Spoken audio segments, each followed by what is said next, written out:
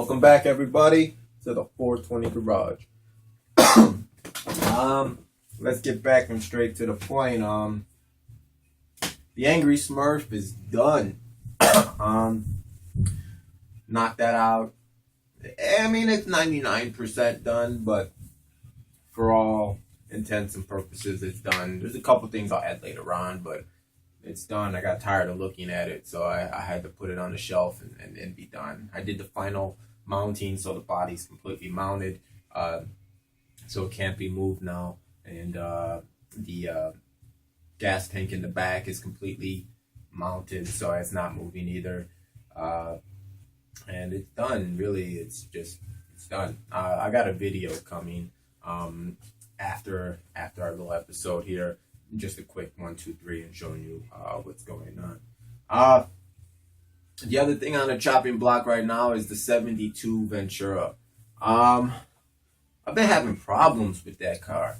I've been speaking back and forth in the local Book of Faces forums, and an individual said he even soaks his resin casted kits in bleach white for a while. And I on the resin casted kit, I went ahead and I squirted it up with some bleach wipe. I wiped it down real quick, gave it a little buff on the side, that primed it. I went ahead and sanded it and wet sanded it, and more priming, then some more wet sanding because I had to do body work to the to the fenders. And I removed all the emblems and the side trim, not the side trim, but the markers, the front and back markers. But even after I primered it, prepped it, and did everything I needed to do, wet sanded, and then I don't know, it seemed like the paint came right off. It bubbled up in a couple spots, and I touched it, and it just came off right through the primer. I don't know if I didn't prep it correctly, but I usually don't build resin kits, but I cleaned it pretty well, so I don't know. I went ahead and shot some clear coat on it now. So I'm just hoping that I'm gonna let the paint cure. It's all, it's all lacquer, so it cures pretty quickly. But I'm not gonna touch it again until the weekend. It's got an awesome shine on it though. The paint itself, it was Tamiya TS15 blue, and I went ahead and, even with just the blue, I laid it a little heavy, and it had an awesome shine. So I tried to lock it in with the clear coat, which is fine. But before I start doing any trim work on it, any metal foil, I'm gonna wait at least until Monday. Plus, it's Friday. I usually don't work on the customers' builds on the weekend. I try to work on my own stuff because that's where the exciting stuff is. Well, for me at least. But all right, I got the camera in a different view because I cleaned up the whole the garage. But I've been putting some work in on the. As soon as I finished the pickup, I went straight to the Suburban, which was also, it's a resin, But I started to fabricate some interior for it. I've never fabricated interior before, so it's being built from scratch. I'll show you guys what I've been doing. And if any of you guys have some tips, I'll take it. I'm using a little bit from here and there with what I can use, since unless I have someone to show me it, and I see someone say, oh, this is what I use, you're not necessarily going to do it the right way unless you see how someone does it. So I've just been kind of doing things on my own. I had some seats from a 51 Chevy Bel Air that fit in there nice. They fit in there real nice. They're not too small. They're not too narrow. So I got those in there. I built some inner door panels and back trim panels. Ooh, excuse me. I don't know if I'm going to cover those with a material or if I'm going to use some of the foam with a design. But we'll see what's going on. And I appreciate anybody's opinion on what's going on and how I can improve the interior. The Oldsmobile, this son of a, oh man, it's just been one thing after the other with this kit, and it's aggravating me. I'm ready to go buy another one just to knock it out. But I've decided, because I used some lacquer to paint it. Not lacquer, excuse me. It had automotive paint and then some lacquer on it. Then it had some acrylic on it.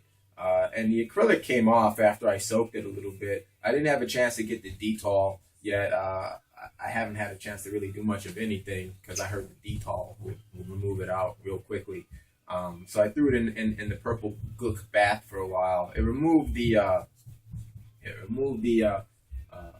acrylic, but it actually left the primer. The body looks crazy. I don't know if I want to keep it like this or not, but in any case, what I plan on doing with it is I'm going to try and do the weathering technique like Dr. Cranky did in his one video with the spray cans. I'm going to use an airbrush, of course, but I'm probably going to make it a similar color because I don't know. I'm going to just hit the red primer on it. Actually, the ironic thing is the black on this car, the way it's faded and kind of chipped and dinged up and nasty, it really kind of reminds me of my car sitting in the garage. So we'll see. I think I'm gonna try and do a red base coat on it, and then go ahead and do the salt technique. And I got an airbrush, so then I can go ahead and do the airbrush.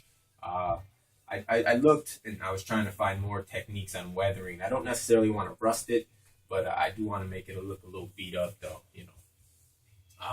So let me go ahead and show you what's going on, everybody. A closer look at this one. And then the restoration project right here, the Corvette, that's coming along slowly. The frame was upside down, so the leaf springs were actually mounted to the reverse side. I don't know, but it changed the shape of the frame. Actually, I could understand maybe why they did it. Because it does kind of change the geometry of it since it's going to be a gasser. So it looks kind of cool that way. I got some shackles for it too that I found from another kit that I'm going to be able to use to raise the back end, which came in awesome. I didn't want to have to build little fucking styrene ones, so I got these little shackles and lift it. And then here we go. I'm going to go ahead and show you guys.